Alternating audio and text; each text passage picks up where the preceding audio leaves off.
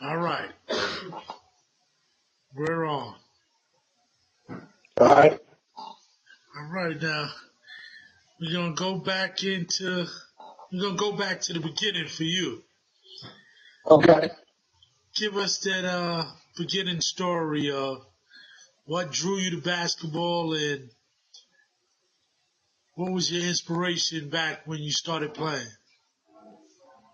Man, I was born in Brooklyn, New York, Long Island College Hospital down on Flatbush Avenue. And, basketball being the city game. But I'm going to tell you, man, don't be honest. I sucked at it, man. I was terrible for like a long time. My basketball game really, man, was, I always wanted to play, but I never really got real serious about working on my game until I moved to North Carolina when I was probably in my 8th grade year. Um, I met this guy named Curtis Struck, and he was like the first guy to ever teach me. I thought working on your game was just going to the gym and playing with the guys, but he was the first guy to introduce me to drills and working, on your ball handling and working on your conditioning and everything. So he was my real first exposure to far as like preparation to become a better basketball player. So I would probably say, I was really kind of like a late bloomer. I went to high school. Like I said, I started out in New York. I ended up down in North Carolina. My parents got a divorce, and my dad, he's from North Carolina, I really didn't want to come to North Carolina because I didn't think North Carolina had any good basketball. But a funny thing happened. You know, I remember my freshman year playing, and we played on a Tuesday night, and we were playing against this guy named Michael Jordan. And then on Friday night, we would play another game against a guy like Dominique Wilkins, a guy named Dominique. So, they leave New York, which I think is the mecca of basketball, and to have to come down to Tobacco Road and at a time in the late 70s, early 80s, when basketball was really, really big in North Carolina and being located in a place where a lot of great players were coming out, I was blessed to do that. So, playing with that level of competition, you know, it was hard to really get some recognition right out the gate. But, my senior year, I was, nominated to the McDonald's All-American game. I was All-State, at, in North Carolina, and East-West All-Star, so, like I said, playing with guys like Nate McMillan and guys like that on the team. So, just had a really, really good career at the end of my high school. Got recruited by a lot of big schools around the country. But I went on a recruiting trip to this little school called James Madison University. And I didn't really want to go there because I didn't really want to go to school in the South because I was trying to get out of the South. And I thought I was going to end up going to California, like UCLA, Pepperdine, one of those places. But when I went on the recruiting trip, I'll never forget me and a guy named Dale Curry, Stephen Curry's father. We were on a recruiting trip together, and he was from the Virginia area. And we both said we were coming to James Madison, and I ended up coming, and he went to Virginia Tech. So, so it was, but again, in college, I ended up on the better team though, but, on the team, had a lot of success, at JMU from 80 to 83. We were the first team from the state of Virginia to go to 3 consecutive NCAA tournaments, not Virginia Tech, not UVA and Ralph Sampson. We were the first ones. Matter of fact, I had some success against Ralph Sampson. It was MVP of when we played them. They were number one team in the country. He was the number one player. So I got Chevrolet co-MVP with him. Um, so, just had a lot of success early on, man, in college.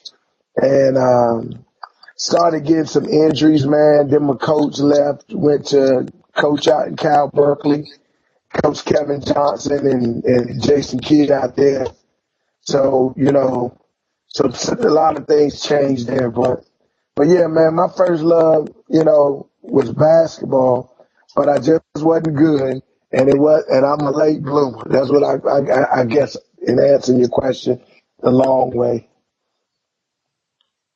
Okay. Well, when you found yourself out there in your small college that you were in, who was on that team with you that went to those three NCAA tournaments? Well, we had a guy named Lynn Towns who was drafted.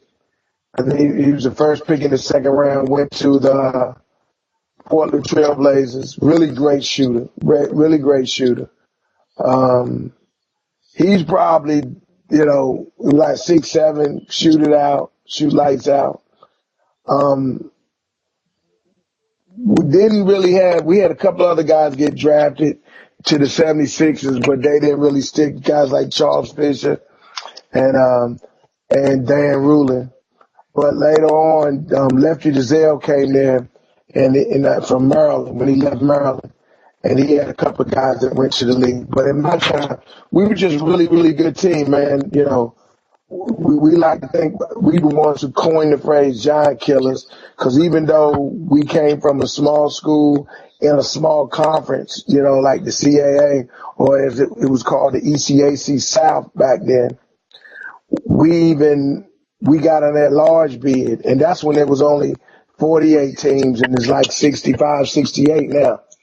So, we were 24-6 that year. We were ranked top 20 in the country.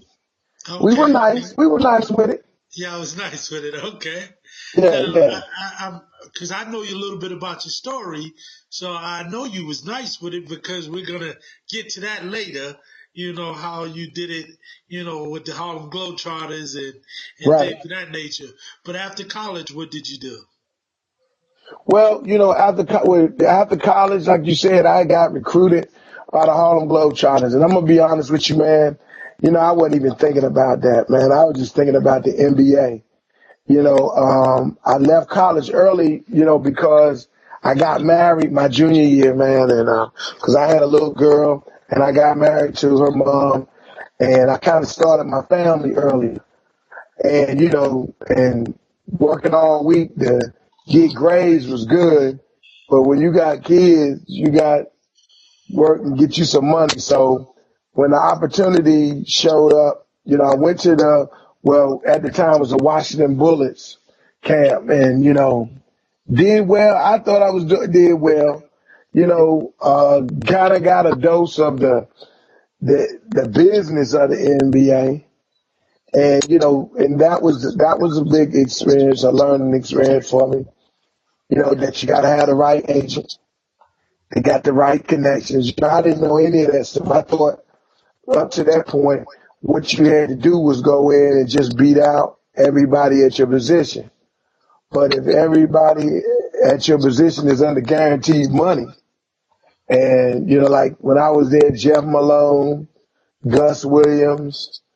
All of these guys were on the multi-million-dollar contracts. And I remember one day having a great practice going into the preseason and just saying, and I remember Jeff Malone took me to lunch and said, "Yo, Brooke, let me tell you something. I know you're feeling good about killing me in practice and doing all of that." He said, "But man, I make $2.4 million a year. Abe Poland, who was the owner at the time, he said, Abe Poland is going to either have to pay me that here or pay me back in Mississippi where I'm from." He said, "And I think he's going to try to pay me here." He said, "In other words, you could be the second coming, but you going to the CBA, son." It just ain't no room here in the guard slot. Yeah. So, that was tough, man. Like I said, it was my first time ever being cut in a basketball situation. But, and then, the Globetrotters, they were kind of waiting in the wings. So I went down there, didn't really think I was going to make that team because I couldn't even spin the ball on my finger at the time. And the only time I'd ever seen the Globetrotters, my mother bought me some Globetrotter cartoon bed sheets. And I remember, the first game I ever saw the Globetrotters play, man, I played in it. So, I was just blessed, man. They had a nationwide search. They only picked 4 players that year. And I got a chance to play with the legendary Hall of Famer, Annette Woodard, first woman to play with men professionally. Curly Neal, all the greats. So again, I was thinking NBA, but it wasn't. I didn't get it, man. But the Globetrotters, it was a good spot for me. Okay. And after the Globetrotters, I heard that you had a pretty nice career overseas also. Oh yeah, man. My first stop was Buenos Aires, Argentina. I was out in the NBA Pro Summer League out in California, and I always was a great rebounder. In high school, I led the state of in rebounding my senior year, and I averaged like 15 rebounds a game. So I always would get on that glass, do some board work. So when I went out to the Pro Summer League, everybody was shooting up all the balls. So I was trying to get picked up as a free agent or get a good job overseas. So and I'm gonna tell you how much these guys were shooting. I set a record that out there that was later broken about 7 years later by AC Green. I had 21 rebounds in a Pro Summer League game in the first half. In the first So that, so it it was a up, lot man. of rebounds. Yeah, it was like, and when you in situations like that, man, what I found in the NBA, and I try to um, relate or give this information to young guys who are not lottery picks. I said, listen, it might even be better for you to be a free agent than it is to get drafted, because that way you could go to a team that needs your skill set. And because sometimes you get a guy that'll go somewhere and they just load it up at that position. Yes. If you get drafted as a guard now to go or to the Golden State Warriors, it's gonna be hard for you to see some time. It's gonna be hard, but you get on the court. And and I tell young guys, I said, listen, if you find yourself in that situation, first thing you want to do is go to the head coach and say, what is it that you need? And if they say, we don't need any scores, we just need somebody can lock up a score, can guard them. And I said, forget, if you led the nation in scoring, forget about it for that, but to make that team. Just go and fulfill that need of the team, and your chances of making it be better. And see, and that was information I didn't really have from anybody. So, you know, I went to Argentina. The guy saw me, the agent saw me get them rebounds. He said, man, you want to go to Argentina and play? I said, well, how much you paying? He told me, I said, oh, I can play for that. And he said, you need to be there tomorrow. So I got on the first thing smoking out of LA, stopped in North Carolina, got me some clothes and a visa, and went to Argentina. And going down there thinking, I'm going to Argentina. I ain't never heard too much about that place. And I know I'm going to go down there and be the best player they ever seen. Uh-huh. And got there the first 2 days, the best player in the country. And ran into a mutual friend of ours named Paul Atkins. Uh-huh. And after seeing him for about 2 minutes, I realized I was probably the number two player in Argentina. And I had the number two slot locked up, cause, playing over there, I did really well, averaged about 27 a game. But, but I learned a whole lot from Paul, man. Paul, PA, we called him. P. Now, a lot of guys down there, he schooled everybody, but a lot of guys won't admit it. I think I became a better basketball player playing against him, cause he's big time player, man. NBA, he was the only guy down there, man, that was straight up he NBA guy, period. So, and I was smart enough to watch him. I was smart enough to study him. So that first year of professional basketball, I was good, but I wasn't the best. But I like to look at it at the time when I learned a lot about the game, watching him play, learn how to defend, watching him play. So, that was a real big, and it helped me later on when I went to Europe, when I went to Israel, and I started playing overseas there. It helped me on that level because, man, I had played against an NBA caliber guy. So, when I went to Israel and played against guys like David Thurkill and different ones, guys who had been in the league and then came back to Israel or came to play. Kevin Williams, I don't know if you remember from St. John's, but he went to play with Seattle Supersonics, and Lorenzo Charles who passed away. And, Yes. and so, Benny Anders from the Houston Five Slammer Jammer. So, I'm going up against these guys, a young Dirk Nowitzki over at Bayer Leverkusen in Germany because I played in FC Kaiserslautern. So, after my time in Argentina, man, balling against Paul, like I had already seen the killer crossover. It wasn't that else that, they could do that really impressed me. Yes. So, after your time in Argentina, what were some of the other things? Then after Israel, what were some of the other things that you did? Well, man, what I was doing in the off season, I started getting into acting, man, and doing television. You know, became Screen Actors Guild, man. Really got blessed, man. Was in the movie Joanna Man. Was my first movie role as a feature actor. Went on and had a recurring role in the hit TV show One Tree Hill that was on the WB for about 7 years. Another movie, The Home of the Giants. They had the most, started working with Nissan and Mazda car dealerships down in southeastern United States doing infomercials and stuff.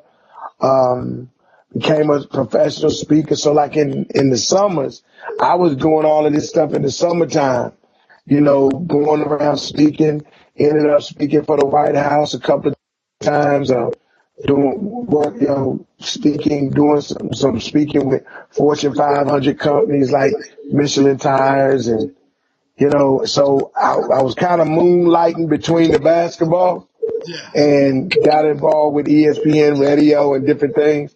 And just really, man, um, just was blessed, man, to have something to transition to, and start to do while I was still playing basketball.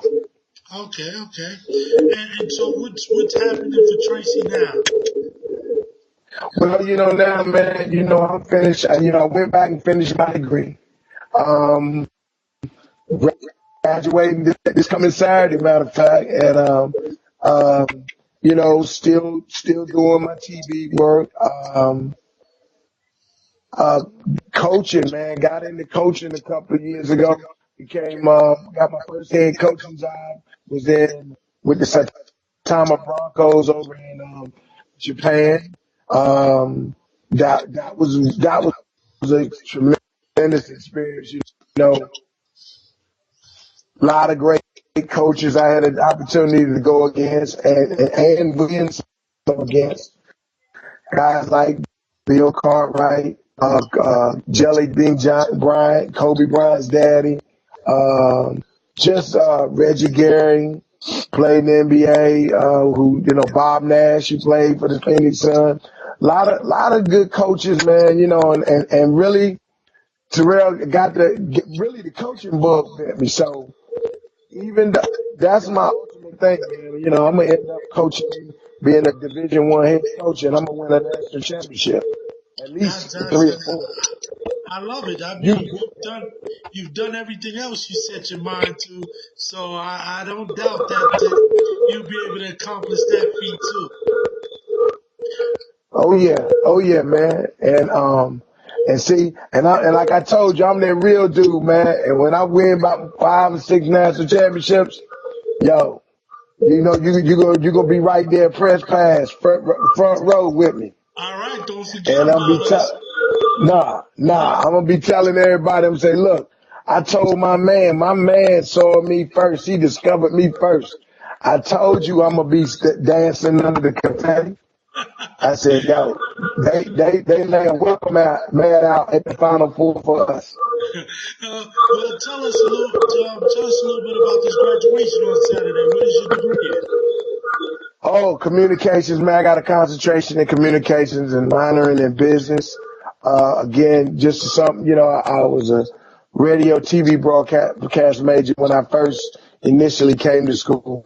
And since I've been going, as I said, been having this career in speaking and training and doing workshops and different things, doing some personal coaching. I work with executives. I always tell people it's a reason why places like General Motors or GE bring in professional athletes and coaches like myself and Coach K and different ones. But we never invite them to come give us a pregame. You won't see Bill Gates giving a pregame pep talk before any of the NBA championship games. They bring us in to their environment because we know how team building works, and to compete with the Chinas and the Japans and all of these people. American workers have to understand the team concept and have to understand how to deal with the different people from different diverse backgrounds. So, I've been blessed, man, to keep doing that. So, when I went back to school, I really concentrated more on the communication side. So, man, I'm excited, man. I told my advisor, I said, it took me 33 years to graduate. Well, guess what? True Superstar Magazine is happy for you because that is an accomplishment in and of itself. Many people, once they're out of school, don't tend to go back, but you pushed yourself to go back and get that degree. That's a wonderful thing. Well, we're looking for some big things from you. We're also looking to see you in the league, coaching one day. And we just expected some big things from you, Tracy. Well, just one more question, though. Tell me, how do you feel about the league today? Man, you trying to get me in trouble, ain't you, Terrell? Um, man, I always said I was not, when I was a little boy, I was not going to be one of those old basketball players that was going to be talking about the good old days and saying that these young guys can't hold a candle to the guys when I played or the guys before me. But guess what? I'm that guy. I mean, and I understand, and I'm telling you, I've done for ESPN radio, I've called NBA games and everything, man. Did the play by play, but I just think, it's only a handful of the guys that play now that I think would be stars. And I listen to what I'm saying, stars back in the day. Like in the day, I mean, 80s, 90s, 70s, to be able to play. I mean, could you imagine how many points Kareem Abdul-Jabbar with that unstoppable skyhook? Can you imagine how he would dominate games with that skyhook? Can you imagine what Michael Jordan would be like? You know, um, the other day,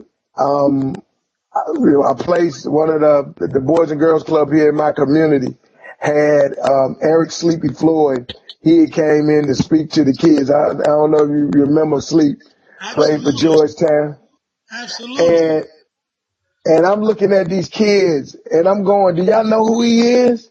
Do you even understand? Because if you did, you would be bowing down on one knee and saying, listen, I said, let me give you some perspective. LeBron James' best quarter, they say, was against Detroit the first time he was at Cleveland when he threw 25 up in the quarter. And they said, the announcers said, we've never seen anything like this in the playoffs. Well, I'm sitting there screaming at my television. I said about this man right here, Eric Sleepy Floyd, he had 39. When he was at Golden State, he was the Splash Brother before the Splash Brothers. He had 39 and a quarter. I'm sorry, 29 and a quarter. 29 because the guy from now got 37. Klay Thompson. He had 29 and a quarter against my Lakers, who went on to win the championship. And I said, sometimes I said, how can we serve the youth now and not disrespect those guys of the past? And I'm going to be honest with you, Terrell. Sometimes I had to mute my television to watch these games. Because when they start telling me, I've never seen anybody score the ball like this, I said, wow, really? I said, do they not remember Tiny Nate Archibald, the only guy that ever lead the league in scoring and assists in the same year? Like, ain't nobody ever done that. Nobody's ever done that. I think the sports announcers today are just too young to remember these things, and also they're not doing their homework before they utter these words out of their mouth. Man, they better be tuning in to True Superstar. Man, they better get up on that on their history, man. Because I'm telling you right now, I'm sitting here listening, and you get these kids. I call them prisoners of the moment, and I'm sitting here going like, okay, now, did you know that Oscar Robertson averaged a triple-double? And I'm not saying 10 points, 10 rebounds, 10 assists. I'm telling you 32, 12, and 15. I said, incredible. Like you're not going to live that long, I told these kids. You'll never see that happen again. These are numbers. You don't even, this guys on PlayStation can't get these numbers. Exactly. And guess what? So That's when the game was physical. yes, and we won't even get into the toughness because, like I said, man, a lot of these cats are softer than doctor's cotton. And Terrell, even from the hood, even in the league, man, we didn't know if you were really a good player until somebody knocked you on your, you Yeah, know what. you're right. And then we saw if you got up. When you got up, then we found out who you really were. Exactly. And a lot of these guys, man, I don't think they could have. I don't think they could have played then. Well, They couldn't have thrived. one of the things that I'm seeing in the league a lot now is that they're even crying about how many minutes they're playing. Back when I remember playing, man, nobody wanted to come out of the game. Minute Never. restrictions, keep me in there to the end of the game. Man, cats, listen. ball till you fall. You know, Terrell, that was burnt there on the plastic cells of our brain. Look, remember when you saw that your guy, he was your friend, but he played in front of you, and when you saw him go down with an injury, you had a look on your face like, oh man, my man hurt. But on the inside, you going like, yeah, boy. Now I'm gonna get my shot. And I'm gonna make sure when he get healthy, he stay down. He's staying down. But now, because it was so competitive, and that's why the games, man, whether it was a pickup game, a high school game, a college game, you know, I mean, I remember going down there to your alma mater, A&T, where they had guys like Joe Binion, Claude Williams, Ice Griffiths. And I mean, you know, and I even go all the way back to James Sparrow, Bird, when it was A&T. Man, let me tell you something. When you came to the MEAC back in them days, or the CIAA, yeah, down here, people knew about the ACC, but the CIAA, dude, you had Rick Mahorn, Earl the Pearl Monroe, man, oh, dude, Pee Wee Kirkland. Yes. You know, dude, God, I could go on and on. It's so many of the greats, man. Like, dude, you didn't come to no HBCU and your game ain't right. And you know these young guys out here in New York, they're taking pictures with Pee Wee Kirkland, not knowing who he really is, not knowing the things he did. You know, they're looking at guys like Joe the Destroyer, the Hammett. Yes. You know, who is this? You know, he can play ball. He don't look like he can play ball. Do me a favor. Run off real quick for us your top 10, not top 10, name 10 superstars in the league right now. Top 10 superstars in the league right now. Well, just because they been disrespecting the man and the right he earned, you know, I'm going to go with Kobe. I know but yo, again, 81 points, that's video games number. So I'm going to go Kobe. I'm going to go LeBron James. I'm going to go Kevin Durant. I'm going to go Steph Curry. I would go Klay Thompson, man, but I just, you know, he's around there, but I'm going to go Harden. Now we're talking about hold on. Now we're talking about superstars, not just stars. We're talking about superstars. That's another caliber. Well, you know what? Let me tell you this. Now I'm gonna mess you up right here, Terrell. I'm gonna be transparent. I'm gonna get naked here in front of you. Superstars in the NBA.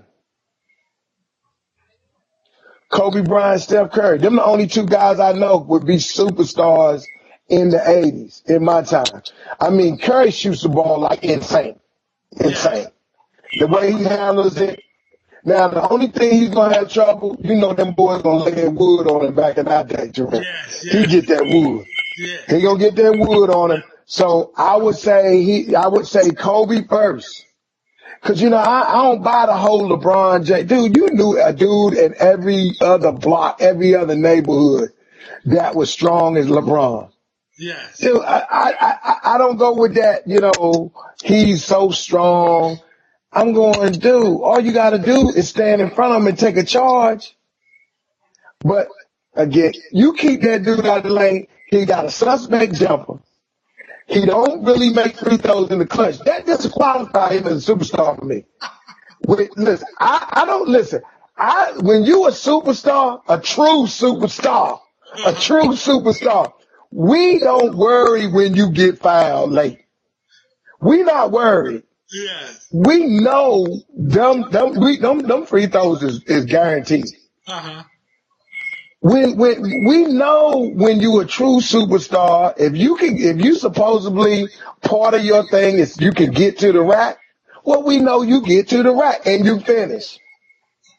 Yes. You know, and I keep telling people, listen, ever since sports started getting Madison Avenue advertising people, not people who played basketball before, not people who know the game, just CEO, business people, hype people.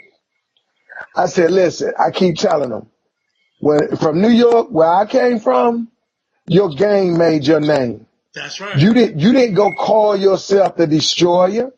You was down at Soul in the Hole. You was at the Polo Grounds destroying cats. Did you hear me? Yeah. You catching bodies on cats everywhere you went. And then somebody said, that's the destroyer. Your mama didn't say it. Your girl don't say it. Cats that you done left in your wake. Cats when you know, man, in New York, dudes had scorched earth policy. Everywhere they were going, traveled all over the city, just crashing courts. Yeah. Everywhere. They get on the bus, the train. You know, you knew by the end of the summer who were the real ball players. Look, not because of their Twitter feed. Listen what I'm saying. Not because how many Facebook friends they got. It was because they went and gave cats the straight business. They just got the business. And the word spread. Yeah. And the word spread. And everybody was like going, wow, man, you hear about this kid here? Malloy Anderson, this guy, Lloyd Daniels. Yeah. Did you hear about Sweet Pea? Yo, he was killing cats. You heard about James Fly Williams? Yo, he had 70 in the first half. Yo, he was killing Dr. J. Yeah. Did you hear about Earl Manganall, the GOAT? Yeah. Just killing NBA. Yo, you remember NBA cats would come to the Rucker, went down on 106th Street. Yo, jokers hanging from the trees. Yeah. See, that's my heritage. That, I grew up face pressed on the fence saying, yo, this dude just dunked on Dr. J. I remember Dr. J came down through the lane and Herman the helicopter noise went up and went up so high and threw his shot so far over the fence, yo. Now, these $180 shoe wearing, matching outfit sporting, can't play dead with a sword in their chest type cats. That Maxi Prep and all of these folks are saying, oh, they the next. I'm going, yo, until you had your ticket punched to the elders, sent you through the rites of passage, and it ain't through Nike Prep Camp. It ain't through Adidas ABC Camp. Dude, you got to go to the blacktop, dude. Yeah. Until you can bring your game to the street, until you've been street certified, I don't want to hear what your name is. I don't want to know about what your game is. Until I throw out some names. I'm like, in some places, and I'm going, you been there? Have you put your game to the test down there? Until you done came through that, man, you guess what? Yo, and I say this on the radio too, and I get bad emails. I don't care, because I'm a gatekeeper. I'm a true gatekeeper. And I'm going like, you can't come through. You can't come through. I'm sitting there looking at these guys, they say, oh, this guy, he's this, he's that, and everything. And I'm like, man, where's he from? Grand Rapids, Michigan, somewhere? What? Cedar Falls? Who gave him the name Buckets? I said, I don't know yet. I said, until the old heads, and you know where they at, they posted up in legendary playgrounds and rec centers. If you I even got it broke up in regions. If you from the Southwest, you need to have been to Fondy Recreation Center. If you wasn't getting it down, if you wasn't getting it in at Fondy, then I don't know nothing about you. Yes. You know, I got in LA, you got certain spots, dude. If you ain't down at Crenshaw, if you ain't getting it down at, if I call my boys who ain't graduated nowhere but from that street, that University of the Street, if they ain't telling me who you are, guess what? I'm gonna mention you on my ESPN show. I was like, hey, everybody can be talking about them, and I'm just saying, hey, I done called the gods, the basketball gods, and they told me that, the boy ain't get. Now, I'm telling you, if you in North Carolina, it's certain places you had to go. Now, you can't be from Colorway, North Carolina, and be telling me that you the destroyer. You can't be. You can't be. You can't be the destroyer from Colorway, Terrell. And like I said, who have you destroyed? Yeah. Who saw you do it? Exactly. Because I need to do it. Other than that, guess what? I'm gonna call him what his mama called him, Trevor. That's what I'm gonna call him. I'm not co-signing. I don't co-sign no cats. Now I'm gonna tell you, my man and your man, I put the mortgage on Paul Atkins, yo. PA, get it done. He gets it done. Ain't no. I'm waiting to see the one human that could stay in front of him. And you knew that crossover was coming. And what we used to say when we anointed you, when we baptized you, when we anointed your head, we stood before them all and said, we present to you the truth, the whole truth, and nothing but the truth. So help me God. That's it. And you put your reputation, everything wrote on that. Say, yo, that kid got our blessing. Yeah. He real. But I don't know now, man. I'm looking at guys in the NBA. They making money. I ain't gonna front. They making money. I call them stealing money. I said, listen, y'all keep stealing that money. I'm from New York. We don't knock that hustle. If you can get it, get it. But I'm telling you right now, I mean, Terrell, I'm gonna tell you, if you'd have asked me my top five, I'd have messed you up. Cause I say this in front of him and in his face. Michael Jordan, position wise, he not in my top five. Whoa, America. He not even in my top five. Cause I got Oscar Robertson at the 2. Yes. Okay. Rio at 6'5" at the 2. I got him at the 2. And again, averaged a triple-double one year. 2 other years, he missed averaging a triple-double by 1 rebound or 1 assist. And again, 30-something points, but sick numbers. So, he don't even, I'm hoping before I die, he can get on that, but I don't know. It's hard. If he go to the 3, I might get entertaining. Yeah. But look, man, hey, listen, 32, 12, and 15. That's the holy grail. That's the holy grail right there. And look, that's the combination to my safe, dude. 32, 12, and 15. Dude, if you can ever get them numbers, I tell people, but Terrell, man, as you can tell, man, I love the game still, man, deeply in love with it. Yes. The game has been so good to me. It's done bought me some houses and some cars, and it's giving my family some food on the table and everything, man. I'm so blessed by God to get a chance to play, that I got a chance to play a child's game for money, man. For money. Yes. I mean, how blessed can you be, man, to get a chance? So really, these young kids, my career is over. I'm not one of them guys that's hating on them because I can't play no more. I gave everything I had. I was done. I want these kids to do great things because that's a natural progression of things. Yes. But they won't get my blessing. They can't get my blessing. Unfortunately, the media is giving guys that reputation before they actually achieve and put in the work necessary to deserve that reputation. And that's the purpose of True Superstar Magazine. Got tired of seeing guys getting recognition that didn't deserve it.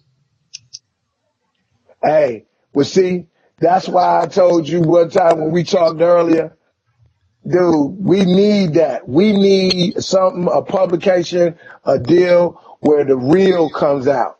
I mean, yo, hey, listen, in the future, if you need a contributing editor, journalist, matter of fact, I already know what my section is.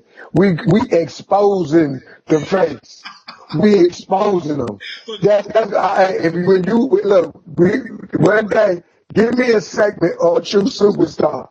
I'm gonna come up there with a Sherlock Holmes hat and cape with the glass, the eyeglass, the magnifying glass.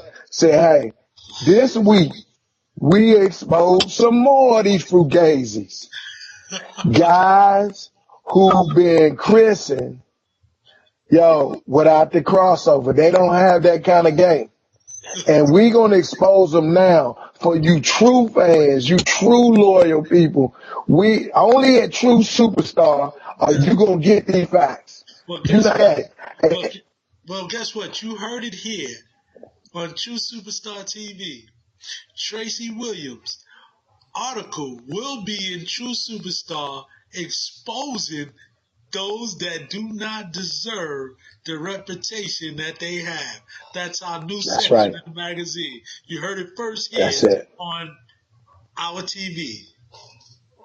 That's it. Exposing the fakes. Yes. That's what we're going to be doing. And we invite people to sit in your clips when you see one of these so-called superstars. That's what we call them. Look like the SCS. These so-called superstars come out when you catch them on camera doing some of that bogus stuff. Because like I said, man, and I guarantee you, Terrell, that the True Superstar is going to become one of the most known, most highly respected programs out there. Because guess what, man? We tell it like it to is. That's right. That's right. Well, listen, Tracy, it's been a wonderful, wonderful time spending with you. Truly, you bring smiles to my face because you keep it real. And that's what our readers want. They want the real. They don't want this watered down, media that's just hyping guys up and not holding them accountable for their game. So, is there anybody that you would like to send any shouts out to? Oh yeah, man, definitely, man. Man, big shout outs, man, to my boy Eric Sleepy Floyd, who I mentioned, man, and really a guy, man, that inspired me first, like you said, inspiration. Now I know you know, cause you a student of the game. His mama called him Charles Linwood Williams, but we know him as Buck Williams, number 52 in your program. Oh, been number one in my heart, man. I love Buck so much, man. For years I told the lie that he was my first cousin, and I'm gonna tell you how long I told the lie. I told the lie so long that not only did I start believing it, when I played my rookie year with the Globetrotters, he was in Portland, and I got a chance to go out and meet him. And I actually told him, I said, you my first cousin. That's how long I was telling the lie. And then he was like, who's your family? Who's your people? And I was like, oh, man, dang, I just told Buck the lie. That's how long I've been telling. And I told him, I said, listen, man, that's just how much I love your game, how hard you work as a rebounder. That was my thing. I wanted to rebound. And how much I respect your game. And you a true superstar. I mean, and his role and what he did, night in and night out, man. Yo, he carried the water, son. He made it happen. So, give him a shout out. And also, man, my boy Paul Atkins, man. Again, not only this dude taught me so much, about the game, man, just a great friend, great personal friend. And sometimes, man, when we chasing that dream we hit peaks and we hit valleys, man. And in the times, man, when you in the valley, a lot of times you can't find nobody. But Yes. my boy Paul Atkins, Paul was always that dude, man. He took me under his wing, man. I ain't know nothing, didn't really have a whole lot, but man, this dude, he took me in, man, and mentored me. And so now I travel all over the world speaking. Next week I'm gonna be in Dubai, then I'm gonna be in Australia, then I'm gonna be in Abu Dhabi, UAE. I'm gonna be in Auckland, New Zealand. I'm gonna be all over, man. And like I said, anything time I do stuff like that, I stand on the shoulders of guys like Paul Atkins, man, that helped me get to that point, man. So I guess that's a big shout out to him for me. Okay, well, we thank you, Tracy. We know that you're a busy man. Probably have a whole host of other things you got to do tonight. And Yeah, sure. hopefully we catch back up with you soon when you're on that sideline coaching. Hey, dude, I'm telling you, you're gonna be right there with me, man. The confetti falling. I'm gonna have you right there. I'm saying, yo, I'm gonna look at when they say Tracy Williams, you just coach the national championship team. Where are you going? I said, yo, I'm going to do an interview with True Superstar with my That's man T Money. that's what That's I'm what I'm gonna do. When we hit the media room, I say True Superstar, straight up first, live and up front. that's right. Well, all right, Terrell, listen, man. Again.